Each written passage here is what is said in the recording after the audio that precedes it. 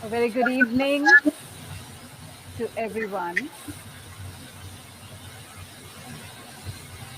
And it is my absolute delight to welcome you to our 34th edition of our webinar series called Compassionate Caring. Can I do an audio check, please? Is there any disturbance?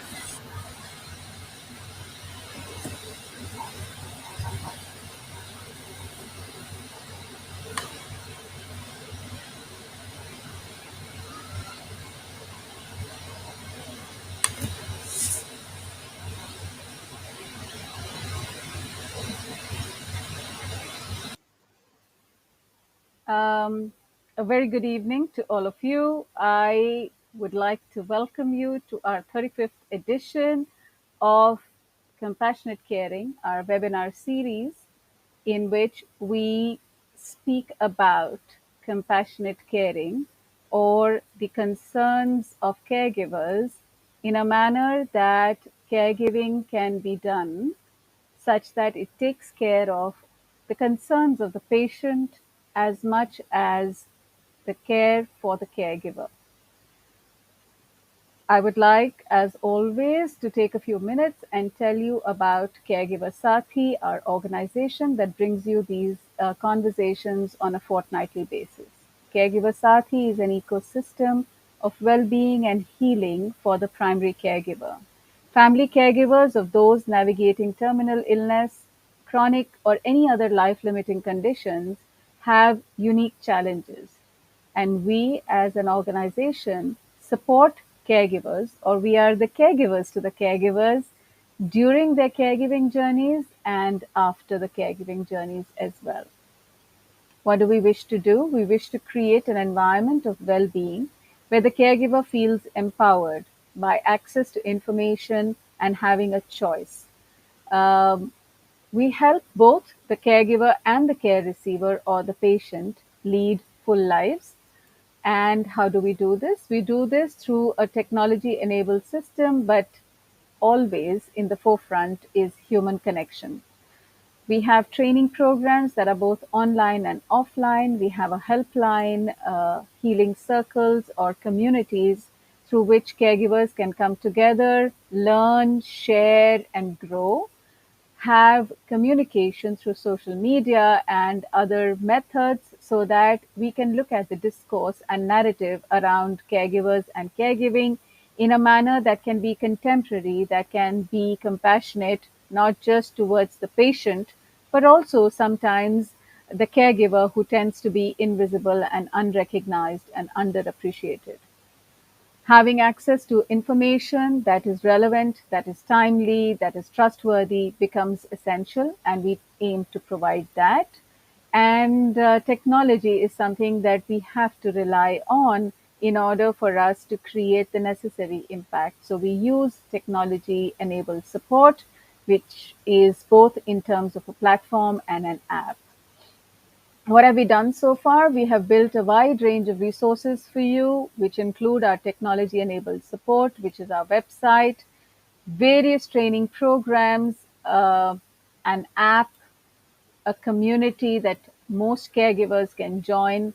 And we believe that this discourse and the narrative around caregivers and caregiving needs to be appreciated and understood. For this, we believe that caregivers, who we fondly called gentle warriors, need to tell their stories. So we have two formats in which caregivers can tell their stories. One is through videos, and the second is through our podcast. And on our podcast, we can listen to the stories of caregiving journeys that might seem hard and difficult, and the caregiver may want to stay anonymous. So, should you be a caregiver who wants to tell their story but wants to stay anonymous, can do so by getting in touch with us, and we will tell your story. Compassionate caring is looking at caregiving in the long term, caregiving in a way that is compassionate not just to the patient but also to the caregiver. And in this, we invite experts like today and have them, through their experience, tell us. what might be sustainable, what might be important ways of compassionate caring that takes into account both the care receiver as well as the caregiver. Caregiving coaching is one-on-one coaching that caregivers can subscribe to, and over 6 to 9 sessions, we provide them with the necessary skills to be able to manage their caregiving journeys in a manner that has a sense of well-being for the caregiver. Family counseling can sometimes be essential because when an illness impacts an individual, it impacts the whole family. A volunteer-based respite program is underway, and should you be interested in certifying yourself as a caregiver Sathi, write into us and we will be more than happy to help you through that training so that you can be a caregiver Sathi as well. How can you get involved? You can get involved in many ways. Even if you are not a caregiver today, you could be one tomorrow, or you could be a well-wisher of a caregiver. So caregivers, well-wishers of caregivers, and people who anticipate becoming caregivers in the future can join the healing circles or support groups, share your caregiving stories or stories of other caregivers that you have known. Spread the word about Caregiver Sathi both in person and on social media. Volunteer with us. Help us raise funds through donations or by contributing yourself. Encourage people to join us in our internship program and give us referrals in organizations, hospitals, and clubs.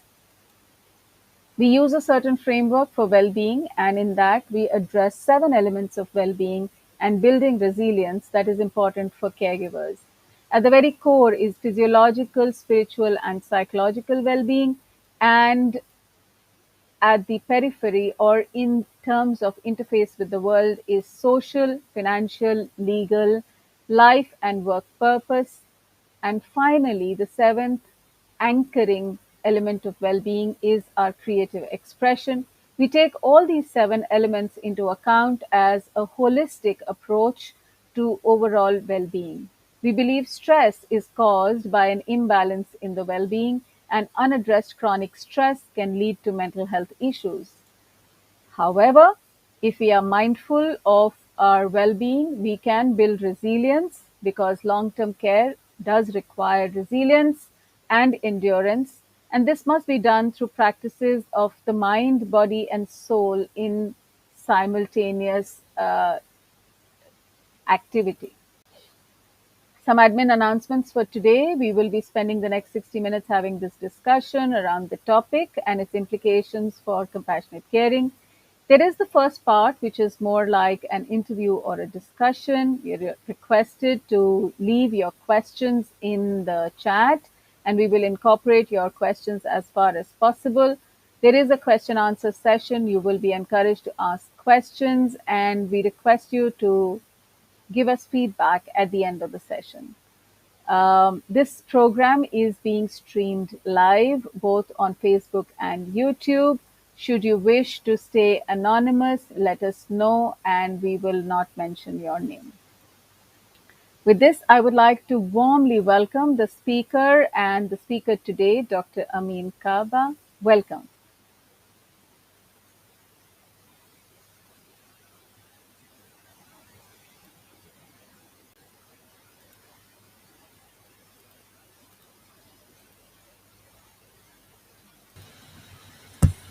Good evening, Dr. Amin.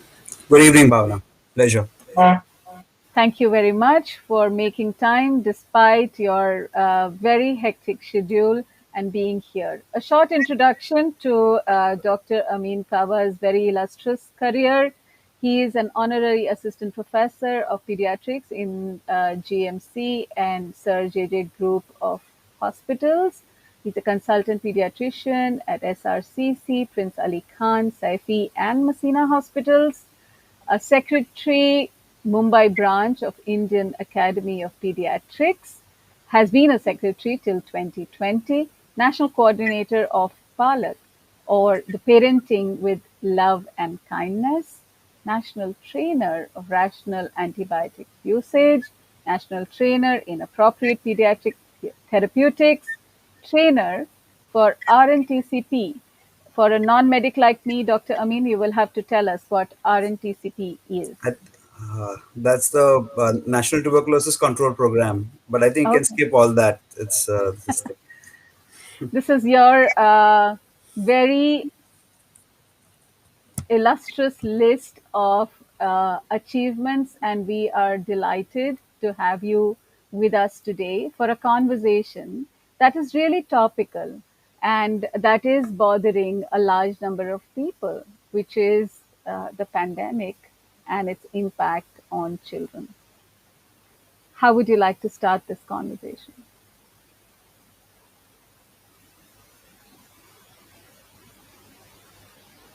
Looks like we have a technical glitch. No, I think that should be okay now. Hi. Can you hear me now? Yes, Yeah. yes. So first of all, thank you, Bhavana, for inviting me onto your platform. I would especially like to thank you, Vandana, and CaregiverSakhi for giving me this opportunity. And I think it's a wonderful job. It's a wonderful initiative that you've taken. I mean, we've always ignored the role of the caregiver. No one takes care of caregivers.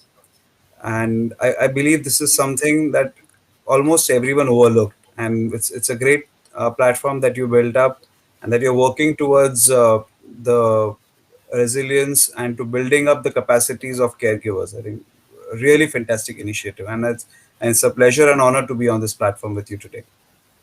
Thank you so much. What I'd like to talk to you about is the first conversation that you and I had, in which you said, uh, you're talking about caregivers. Why would you want to talk to a pediatric?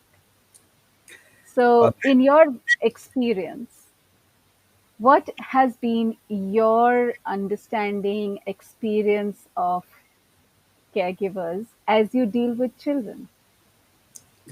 so, as a pediatrician practicing for over 2 decades now, what I've seen is my practice, even when I'm doing my private practice, be it in private or even in the government setup, my role as a pediatrician, the medical part has a major part of my counsel of my work involves counseling, and I end up Mm, counseling the parents most of the time, and it's up to me to counsel the parent that the child is all right, nothing's wrong with the child. You just need to tide it out the next 48, 72 hours, and your child will be all right. And it's 95% of my practice, I would say, would be counseling. And mm, only when I came across your organization did I actually realize that I was actually taking care of the caregiver and not the patient itself. And because see, our patients will not communicate. They give us clues. We are like playing Sherlock Holmes every day. The child doesn't tell us. Of course, an older child they will, but in the first 2 3 years, it's more of listening it out to the caregiver, looking at their concerns, their body language, what they want to communicate, giving them their ample time. My teacher, the great Dr. Ambedkar, he has always said, listen to the patient, give you his diagnosis. And history taking and listening to the parents is a lost art now. We need to give them time, we need to make them comfortable. It's such a hurried world that we are living in. It's a fast food world. So we just want, I mean, even the patients, sometimes when I sit and ask them, they are still in their own zone. They said, what are you asking, doctor? I'm here for a cough and cold. Why the hell are you asking me that where my child was born and what was wrong at that time? But they don't realize the importance. I mean, they're still carrying their stress that was already there in their minds, and they're unwilling to even leave it at that time. So it's extremely important that the parents who are actually got the child with us as a look into their lives. What's the family background? I mean, there are so many clues. The way they come in, whether it's only the father who comes, whether it's only the mother who comes, you know about the family support. You know the grandparents. You see a whole bunch of people outside. You see how well the child is dressed. You see how well the child is behaved, and the concern on their faces. So many a times, I can even diagnose something even looking far off. What's wrong with the child. So and the pandemic, yes, it's come as a wake up call for all of us. Come on. And I believe that in today's scenario, each and every one of us requires some kind of support, either physically or mentally or emotionally. And it's important to realize this. And I always give this example. In the days of yore, when we used to have air travel, when we used to fly once upon a time. Uh, so whenever they used to have these safety instructions in the beginning. If you remember, they say that in case of a drop in cabin pressure, the oxygen mask will drop down. And the first line was that you need to put the oxygen mask on yourself and not your child. So if you don't take care of yourself, you will not be able to take care of your child. Because if you become unconscious, who's going to take care of your child? And I tell Right. that to my parents all every time, again and again, that you don't want to take your child out. Fine, that's perfectly understandable. What about you? Why are you roaming around outside? Even you should have been at home. And like, no, we are more concerned about my child, but you are going out every day, you are going for work, you are going for maybe meeting your friends, or maybe you are being irresponsible, or maybe you are being responsible and going out only when needed. But the fact is that each and everyone is guilty of disregarding our own lives. So, let's take the current circumstance. And over the last year, things have been very challenging and very dynamic as well. And when the first wave came, the impression was that it is impacting the aged far more than it is impacting the children. And as we have progressed over the year, I know that there is this anxiety, and there is a lot of information or misinformation in the media about the third wave and the fact that it will impact children. Um, could you comment on that? So what has been observed is that in the first wave, when we were naive to this virus, at that time we saw that only the people who were at risk, the elderly, people who had some kind of major comorbidities, for example heart disease, lung disease, those are the ones who were getting infected. India, because of our population, because of our the state our country is in, the dynamics, the density, the health infrastructure, which we all know how it is. I will not say good or bad. We spend less than 1% of our GDP on our health infrastructure, one of the lowest in the world. But we did a perfect thing of going into a lockdown, and that's when the virus was slowly creeping, not having so much of transmission, just going around. And that's where we were lulled into a false sense of security. We thought that we even claimed from the top of the rooftops that we've defeated the virus even without the vaccine. And as soon as the lockdown opened up, the working population, your 25 to 45, 50 age, started going out, and the virus was actually waiting for them, and it hit them in a big way. And we hadn't even scratched the surface as far as vaccination is concerned. And that's where the reality hit us. I mean, can you imagine this situation, what happened about 3 months ago, happening last year? I mean, this would have been worse than Italy, what happened in Italy. But that's why the people who are moving out actually suffered the brunt of the virus. At that time we had deaths as well, and now we have the third wave that we are talking about. So the reason that we are anticipating a third wave is, if you know that the Indian population is the youngest in the world, 40% of our population is under the age of 20. 40%. Now we have an immune naive population which has not gone out, which is not being offered the vaccine, and these have people haven't been exposed to the virus at all. If you, I mean, it's a common myth in our community, that you should have a little bit of roadside food. You should build up your immunity. We don't mind having dirty water. We don't mind having dirty food, because our immunity needs to be built up that way. And up to a certain extent, that hygiene hypothesis does hold true, because we live in literally a garbage can. I mean, there is so much infection around, so much of pollution, and in that we actually said that we may be inherently immune to the virus. Now, in the last 1.5 years, sitting at home, we have been living in Canada. We are sitting at home, not going outside, not eating outside food, breathing clean, good air, eating good food, having pure water. So our immune system has decided to take a nap now. And now even the smallest thing hitting us is could be really bad. Vis-a-vis, I even would like to point out that in the second wave, we saw that the virus had already mutated and the virus was hitting the entire families at one go. There has still been a major resistance from parents not to test their children because they are scared, not to test themselves because they are scared because of the quarantine. I mean, one thing that humans are afraid of is isolation. And that's why most people are reluctant to get themselves tested as well. Now, at that time, many kids probably caught the infection. And those numbers we saw when we started getting something called as MIS, that's multi-system inflammatory syndrome.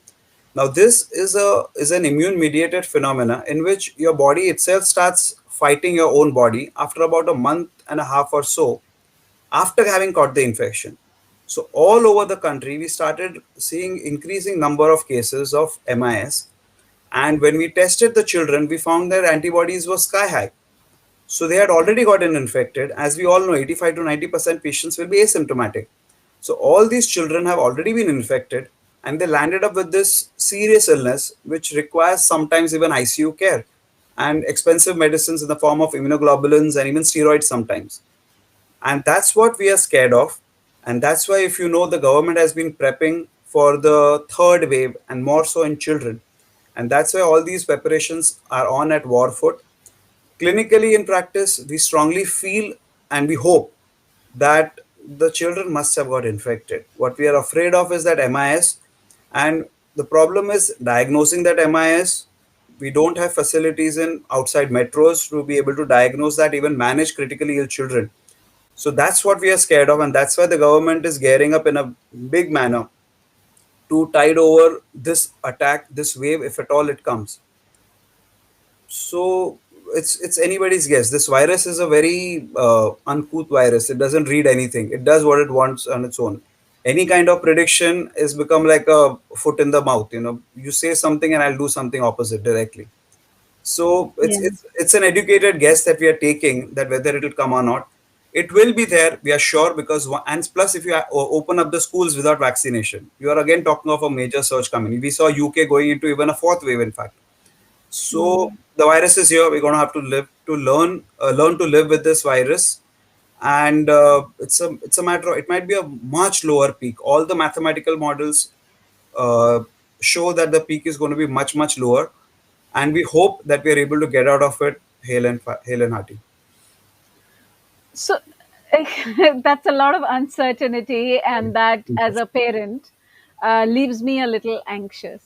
And it says, okay, so what can I do? Because, frankly, the summer of 2021 has been a very harsh summer, and we have paid a very significant price, and we don't want to pay that price.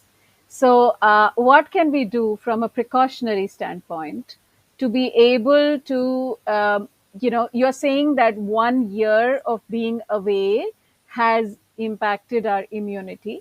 So, what is it that we can do to build our immunity and take the necessary precautions so that the need for the medical resources might be least? Okay, so that's a very good question, and it's something that I would like to put forth in no uncertain terms. Yes. Immunity is not something that you can go outside and buy a protein shake or green tea from somewhere and get your immunity up. Okay, there is something called as innate immunity. That means something that you're born with. Hmm. People, children, there are parents who come to me and say, oh, my child is his immunity is so low, he keeps falling ill. And the next question I ask them is, how many times have you admitted your child? No, I've never admitted my child. So then what immune deficiency are you talking about? And you ask them, it's a joint family, there are 6 7 kids, so they're sharing the infection. So it's like giving an exam again and again, and you come out of the infection that way. You learn how to fight out most of the viruses. You'll be amazed to know that there are more than 200 viruses which cause a cough and cold. So if you catch one virus every month, you will still be catching one every year. I mean, one till you're about 8 years of age.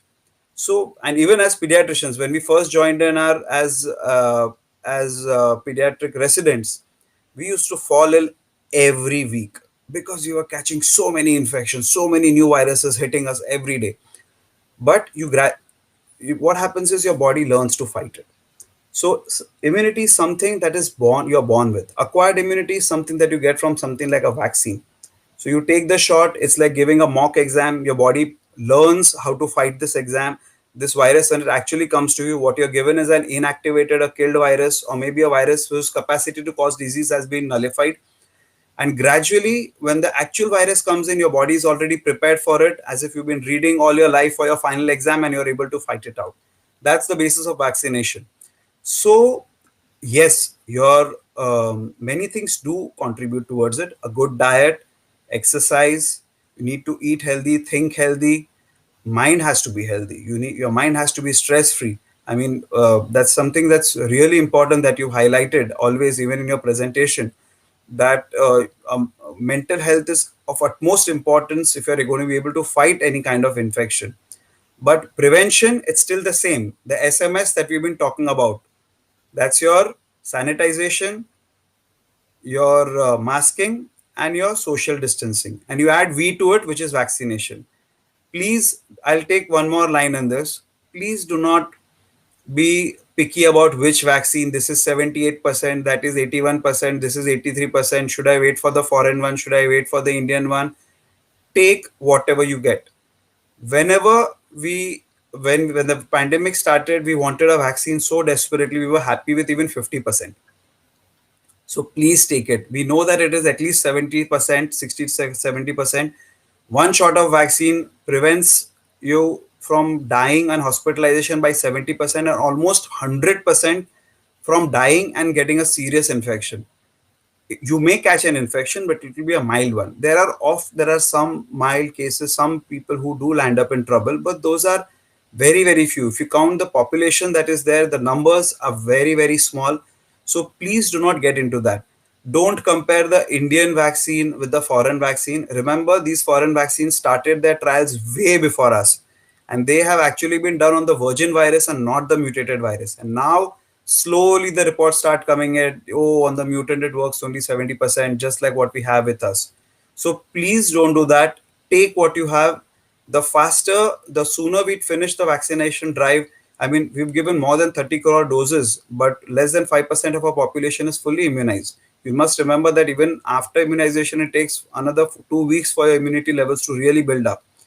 So only when the entire population gets vaccinated, more than 50, 70%, that's the time when we'll be able to come out. UK has opened up, US has opened up. The countries will open up only after a good, successful vaccination program. Till we don't do it, we will keep getting these lockdowns, and lockdowns doesn't do anything. What does the lockdown do? It just buys the government time. It just gives us doctors, the health infrastructure, some kind of relief.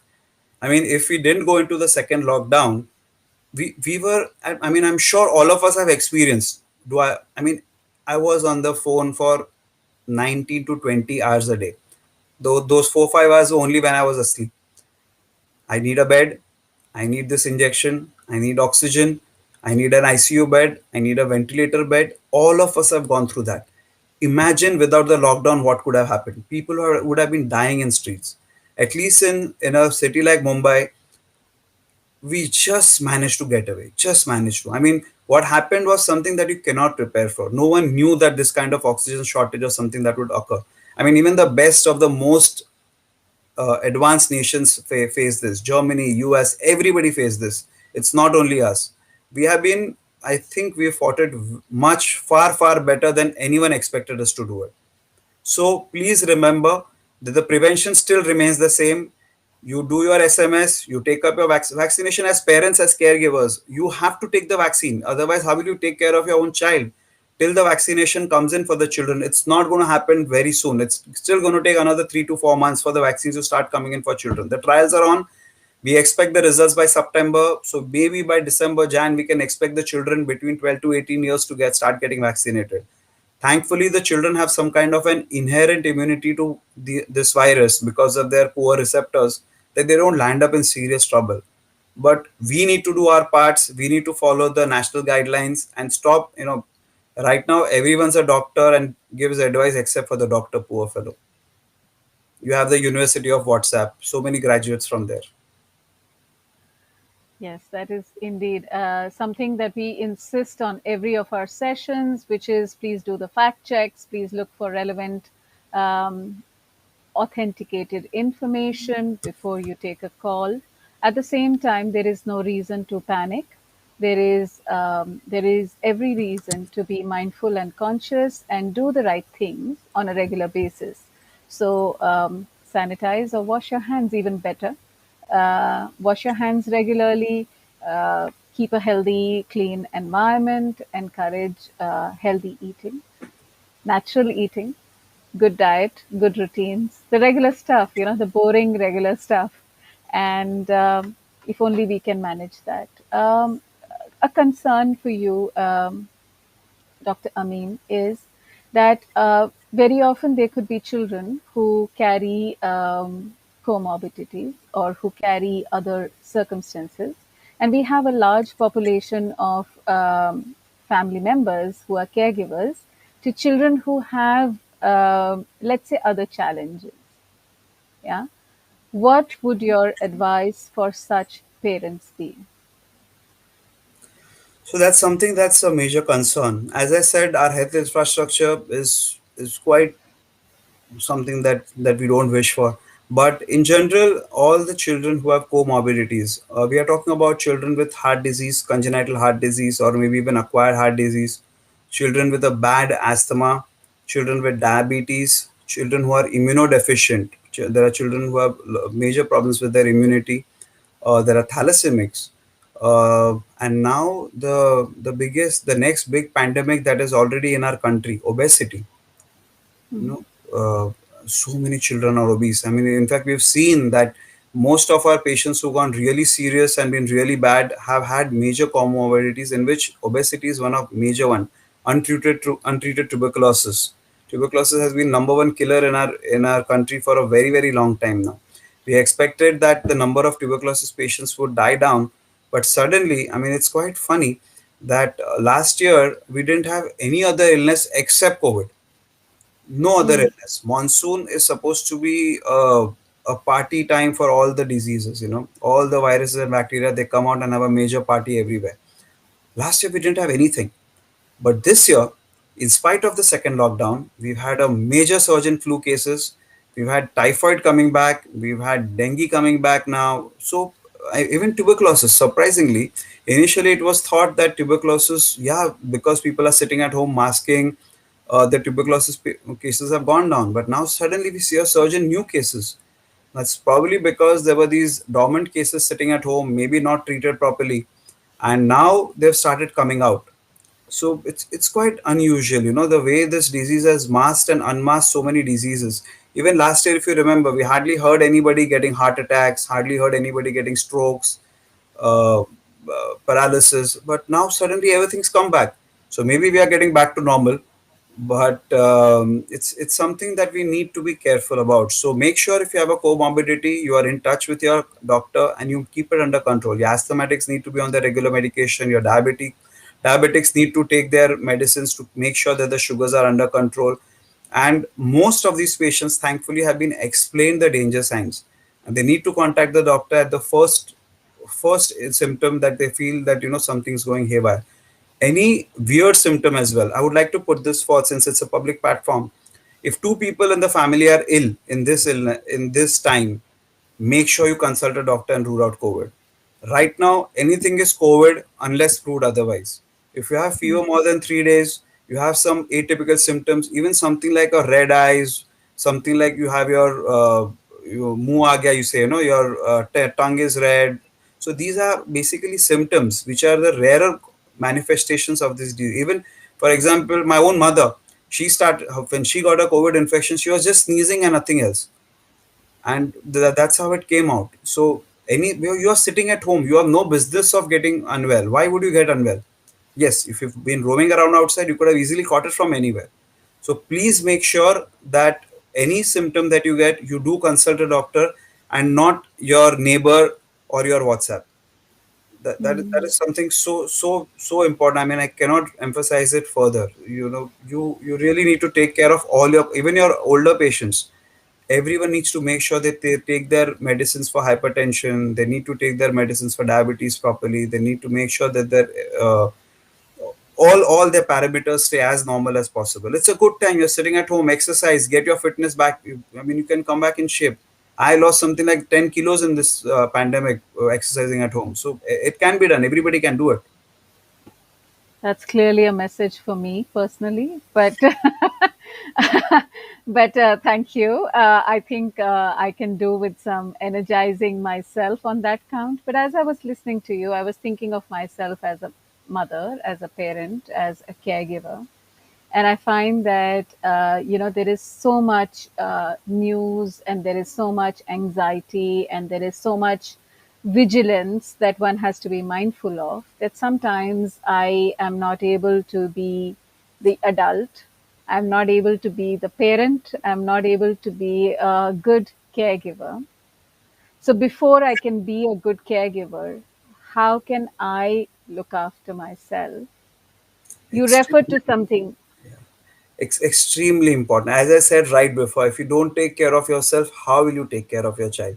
It's like I want to go to Bombay, from Bombay to Pune, but I'm in a hurry. That's why I'll go there fast. I'll forget to fill up my own petrol tank. I mean, you cannot reach there.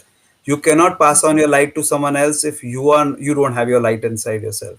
So it cannot be emphasized more. You need to take time out for yourself.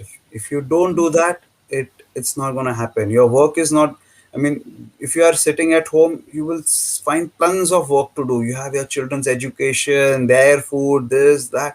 I mean, we all know the kind of routine that most of the parents go through, but Mm, they need to step back. If you don't give yourself that 20 minutes, half an hour, you will burn yourself out. You said that right in the beginning, because if you're not mindful enough, what will you do? People are sitting on the television discussing code. It's not a cricket commentary that you're watching. Why do you need to do that hourly updates? You don't need that.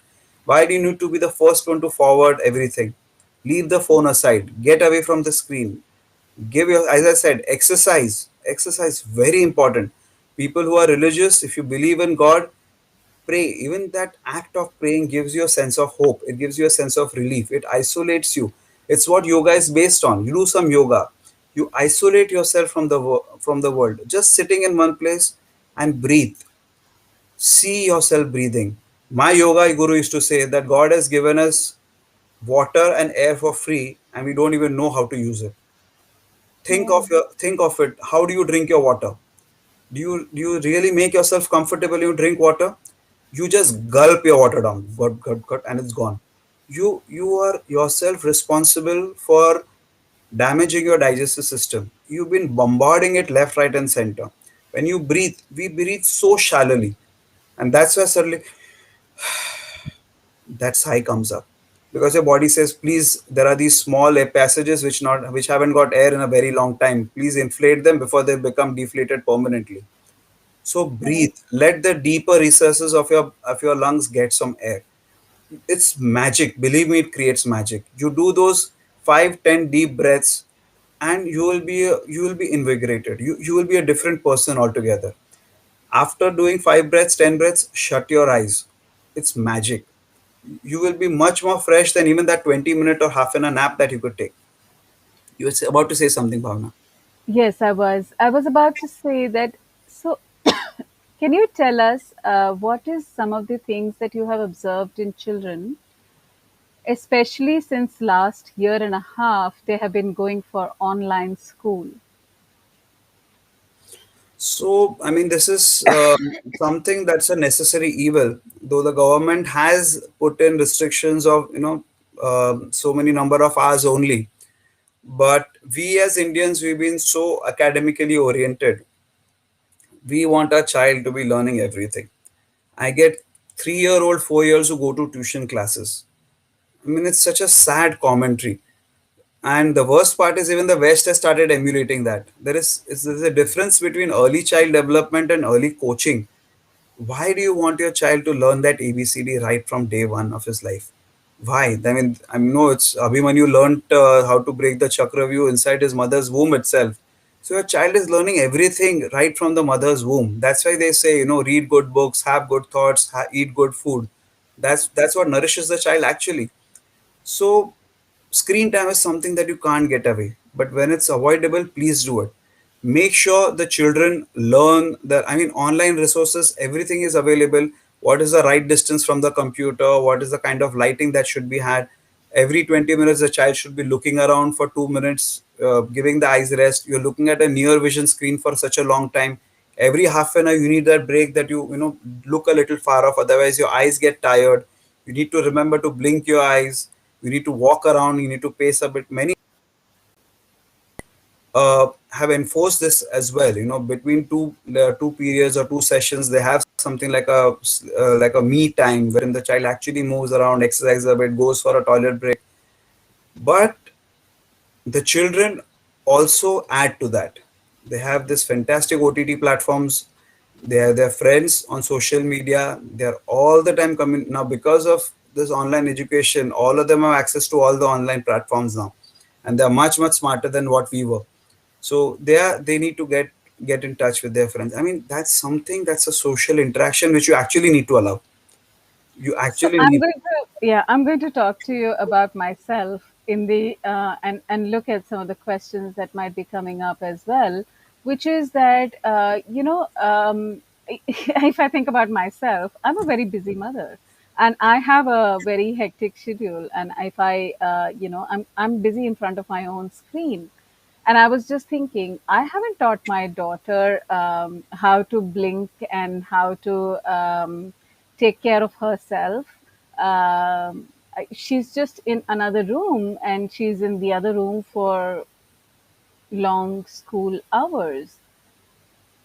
So, can you just take us through a few things that we need to teach children for online classes in terms of ergonomics and in terms of mental health? All right. So one thing is, you make sure that the height of the screen is not too high, not too low. Make sure that Okay. the neck is relaxed. For the neck, a simple neck exercises of looking to the left, looking to the right, looking up, looking down. Similarly for your eyes, you every 20 minutes or half an hour, you need to look at a distance for about 2 minutes or so. You need to tell that to your child and actually tell them to blink. And as parents, you could do is, actually tell the teachers, whenever you have your parent teacher interaction, that this needs to be put in, and most schools will actually accept this thing and actually build it in, that the child needs to do all that. Hmm. Because 3 to 4 hours that is recommend, I mean, it's way beyond the screen time that is actually recommended for children. And besides that, you also have the entertainment, the interaction with your friends and all. So that is definitely that. Remember to drink water. So many people forget to drink water.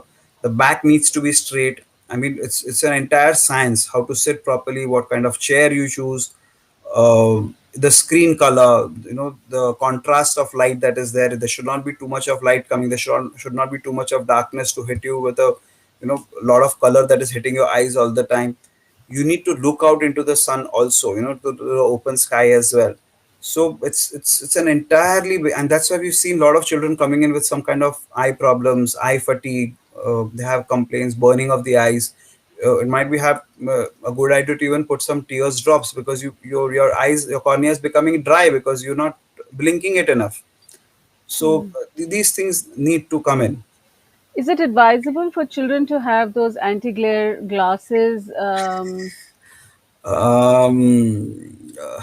it's actually a gimmick. So those blue glasses and all, it's nothing's been proved as such. You ask your ophthalmologist. Some children may require something, but your most of your devices, at least the current devices, you can adjust the brightness and all, and you actually don't require those anti-glare glasses and all those things. It's not so much. I mean, this is directly coming from an ophthalmologist, not from a pediatrician, because I actually had inquired with a couple of ophthalmologists, pediatric ophthalmologists as such. Some kids would do require, with due respect to people who are manufacturing those glasses and all. I do not want to get into a fight with any industry, but this is not a standard recommendation anywhere. I mean, if that was there, it would have been everywhere. Your, Yeah, as I said, we have the biggest education tool of WhatsApp in our on our fingertips. That would have given it long back.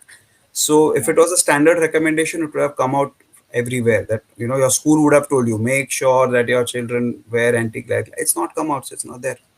Period. Right, right. So that's useful, and I think that giving attention to ergonomics in terms of the the distance of the laptop, the light, the lighting, the seating, the exercise, etc., can be important things to invest in.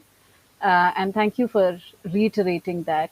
I would like to talk to you about the mental health challenges. While we take care of the physical health, um, so much screen time, so much isolation, and so much being away from your peer groups. Because usually, children's peer groups are with the friends. In the home, they are only with adults, and most homes have one, at best two children, right? So in the absence of social interaction, what could be some implications for mental health for children?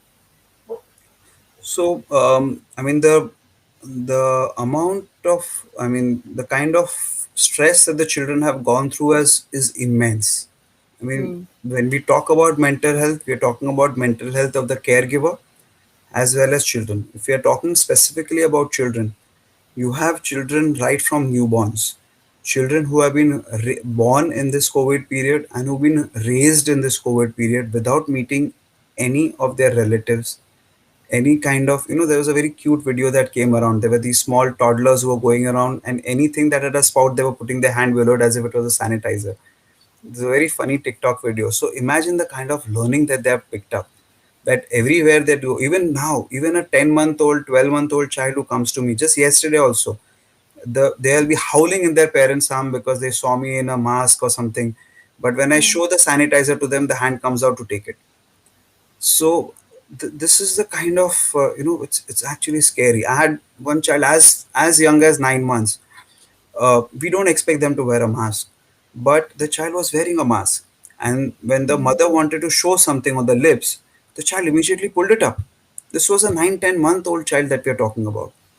So we are talking of different age groups, and we mm, need to give them their childhood back in whatever mm, modified form that we can. So when we are talking about really small children, go back to them, recite stories to them. If they're not with their friends, doesn't matter. You have your family interactions on your social media platforms, but you need to give them time. Parents who are at home, who are not working in the office, they have their work in the kitchen. Get your child next to you. Get your child next to you. Your child will learn much more about colors and textures than any of the books that you would show them. It's so easy to identify. Look at this bindi, look at the green of the bindi, and look at the green of your loki. So it's your vibrant colors in your kitchen. Teach them that. Teach them that you need to be away from the fire. It's hot. The child will realize that. This you're talking about smaller children. When we're talking about the older children, you need to take time out to play with them. You actually need to play with them. I mean, even if you have a very small house, catch the ball, throwing it to the wall, doing playing some kind of, sitting up, getting sitting up, sitting getting up, sitting down games. Basic exercising needs to be given to the child, and that has to come from the parent. If one parent is busy, the other parent can take over. Don't use your screen as a nanny. Or parents, even I'm guilty of doing that. You switch on some program and the child is busy for the next couple of hours, and you're out of it, you can finish your work. So there is some leeway that you need to give to your child as well. There is something that leeway needs to be given to you yourself as well. Yes, if your child is too clingy, too cranky, you may have to do that also. So there is no one size fits all kind of thing. You need to tailor make everything, but you have to remember that you brought this child into this world, and that child has not come by his own or her choice. So you are more responsible towards taking care of this child and making sure that this child is really nurtured for in the best possible environment that we can do it. Older children, they're so full of energy. When you're talking about these 5 8 year olds, 10 year olds, they need the exercise. If you and otherwise the only option is so media for them. So you need to get them interacted with that. Do yoga. I'm telling you, yoga is something that's free, doesn't require any kind of equipment. That is really important for your mental health. Breathing, it will help them even when they're older teenagers, coping up with stress, so many exams, so many late nights. It really will help them at that time. Adolescents, they have their own issues. And one thing I've seen with parents is one very nice line I had read somewhere, that treat your child as if he's your neighbor's child. All right, now that sums it up in a very major manner. Your neighbor's child comes into your house and breaks something. Mm, How badly would you shout at that child? mm, Your response would be, okay, it happens, better. Your shouting is not, why the hell did you do that? Can't you? Aren't you careful? No, that doesn't come. All right. If an outside child comes, auntie, this is nice, this is that, you respond to that. So please respond to your child. You need to respond to your child. We say that our children don't listen to us, but when your child first came to you with a small problem, and when you I'm busy, don't go, I'm in a meeting or something, you forgot to get back to your child. And that's when the child starts ignoring you as well. If your child looks at the mobile while even maybe listening to you or talking to you, it's because you have taught that behavior to your child, and it's not the other way around. I'm sorry I'm making this sound as a guilt trip for everyone. As I said, even I'm responsible for it. But a child is a clean slate. They will learn much more from our behavior than what we actually teach them. So it sure. is it is important that we give them their time. And if there are two children, give time to each of them separately. So this brings me to the other question, because this is the whole point of looking at, let's say, the caregiver's perspective. So right now we have seen that a large number of mothers who are primary caregivers and have jobs, and now have to implication for them, right? Because your be housework, it could be your professional work, and then on top of that parenting, and there is no break, right? In your opinion, although I know that you are the voice for children here, in your opinion, that parents, as that mothers are under somehow the household response, working mothers, then it is that much more. So there is work, home. What, as mothers, we model, oh, I'm wronged. No, please don't do that. You have your own life. You need to ask your spouse for help. You need to ask your family. So much of free time and energy. Please use it. Use it for Mm, cooking. Use it for cleaning. Why the hell should you be doing it? Our kids, this is life right till they are adolescents, where they need to manage themselves in the hostel, where they don't know even how to cook a cup, how to conjure up a cup of tea for themselves. Teach them, let them do it, let them experiment. This kind of bonding, I mean, God has actually gifted you this time with yours. You could have done a million things with your child. And make sure that you involve your family. You need to try to multitask by giving your child doing your child's work and your work. Child will get frustrated because both the things are not going to happen. So you divide your time. You need to divide your time between another issue, but you need to divide your time between between to the children are very smart. If you tell them correctly, they can pick it up very, very early as well. That mama has some meeting, she will not be able to talk to you. If you have something in an emergency, only then come up. Believe me, your child will understand and feel more proud that my mother expect that I understand and I'll be a good. So don't get into the habit of, why should I? Why you ask? Be communicative. Tell your spouse that you require help. Your spouse may also be out for work as well, but make yourself vocal, and you need to divide the responsibilities. You cannot say all us men have learned so much cooking over the last 1.5 year. I mean, it's even house cleaning. You didn't have house help. Everyone did it themselves, because one thing is it's horrendously expensive over there. You can go through your spring cleaning, Diwali cleaning every month for that matter. Why the hell would you need a maid after that? So it can be done provided there is a will to do it. And it happens. See, treat your spouse as a friend. I mean, you do everything for your friend, so why not for your spouse? I mean, that person is the one who's going to be taking care when you are really down. So why not actually invest that time, talk it out, make schedules, keep a schedule. A schedule is very important. I mean, just binging on Netflix all night and all, don't do that, because it leaves you tired at the end of it. This pandemic has taught us what is really important in life. Believe me. So don't think that everything is on to you. Please make it a point to share your responsibility. Give yourself time, exercise. That's all I can say. I mean, anything more exactly that you want me to point out, then I'm happy to do it. No, I think you make a great point. Some of the things that we want all caregivers to learn about is building your infrastructure. So saying that yes, what do I need to be able to go after my dreams? We did say that caregivers also need to have a sense of well-being, and your financial independence, your creative expression is equally important.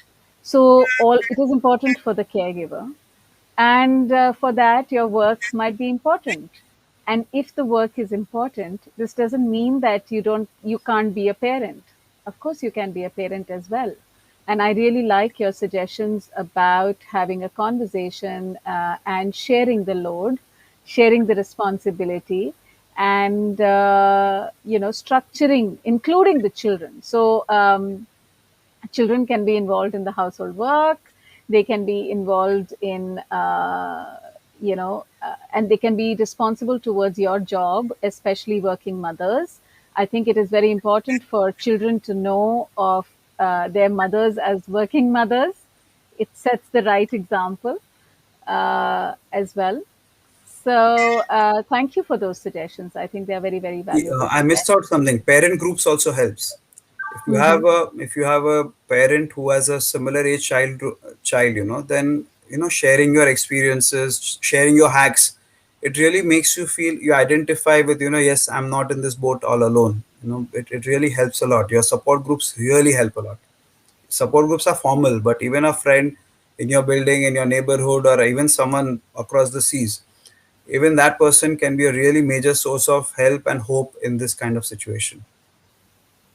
Yes, I think so. I think taking help from friends, neighbors, and having a healthy balance is certainly something that all of us as parents can do better. After all, it takes a village to raise a child, right? Absolutely.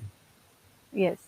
Um, I was wondering, how would you like to bring this session to a close in terms of the anticipation of the third wave, and saying, what is it that we can do to build immunity? So you said immunity is innate, and it isn't built over just having, let's say, a kadha or a green tea. Um, can you just help us as parents who are anxious and vigilant and don't want our children to go through tough times to do something so that our children are able to counter whatever form COVID takes? So, as I said right in the beginning, it's been very unpredictable, but we need to play our role individually, as a community, and as a nation. So, we continue following the national guidelines.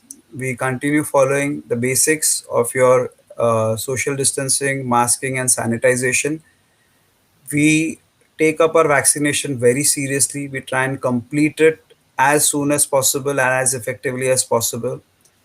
Taking care ourselves of ourselves on an individual level, physically, mentally, and emotionally. All three of them are important.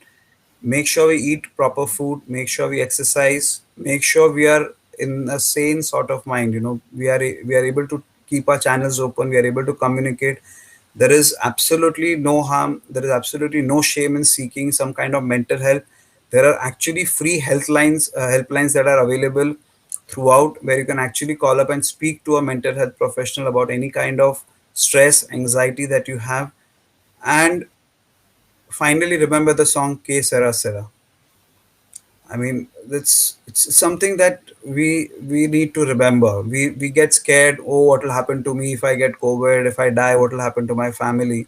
If you're dead, you forget all your stress is gone. It's left to these guys. They'll manage whatever. I mean, tomorrow you're gone. They will cry to you for another couple of days or maybe months. Then after that, life goes on. So this pandemic came in 1918. It went away in 2.5 years. We already 1.5 year into it. We already have the vaccination. Our technology, our science is far more advanced. We are probably more civilized, more learned. and we should be able to get out of this much sooner. I mean, I would not like to jinx it by saying any duration, but I think we are already over the mountain, and now we are just stepping off it. So we just need to keep our just keep breathing.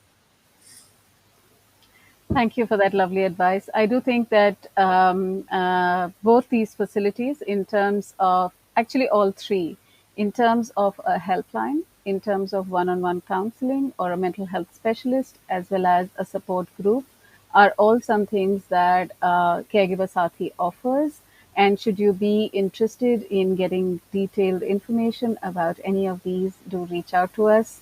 And I think that parenting is the longest caregiving that one has to provide, and it can come with its own challenges. And it is okay to take help. It doesn't have to be done alone. Um, with that, I would like to ask you, Dr. Amin, thank you very much for spending your Friday evening with us. My pleasure. And would you like to say any closing remarks for Caregiver Sathi or for our audience that might not have logged in today, but will obviously be watching this at some other time? So for caregiver, Sathi, I would say it's a fantastic initiative. Again, I mean, it's something that was the need of all times. I would say, please continue doing that great work. In fact, in my entire conversation that we had over the hour, uh, I could have just summed it up by log on to caregiversathi.in. I mean, that was the most important thing, because you made a really composite uh, platform where you've been trying to take care of almost all kinds of needs that the caregivers would have. Um, for parents, please take care, very good care of yourselves, because the future generation depends on you. So only if you build a good solid base, that these people will come out and come. I mean, the kind of resilience that these kids have shown, we always felt that our generation, this fresh generation of kids, are softies. But believe me, they have gone through the biggest thing ever in their lives. I mean, we hope that this never comes to them again, but it's a different breed that is coming up. The kind of social initiatives the kids have taken, it's just so heartening. I mean, that they have this kind of responsibility that they have, and there's hope for humanity. That's all I would say. So I mean, keep hoping, keep believing, and take very good care of yourselves, and follow, please do not follow rumors, and follow only national standard guidelines. If you don't trust anything, please go to WHO, CDC, UNICEF, and the Ministry of Health, Family and Welfare. And of course, caregiver is there to give you the right information right over here. That's all I would say. Thank you so much. Thank you very much for giving us and reminding us that authentic information is what we should go after. We would definitely follow that guideline, and let's be kind to the little people in our lives. I think they bring us immense joy, and we have responsibility towards them, but we cannot do that until we are compassionate and kind to ourselves. So take the support that you need. We are happy to provide you with that support. And with that, I hope that you will have a lovely Friday evening and a great weekend. Lots of rest, lots of replenishment, and lots of loving time with family. Yes. Thank you.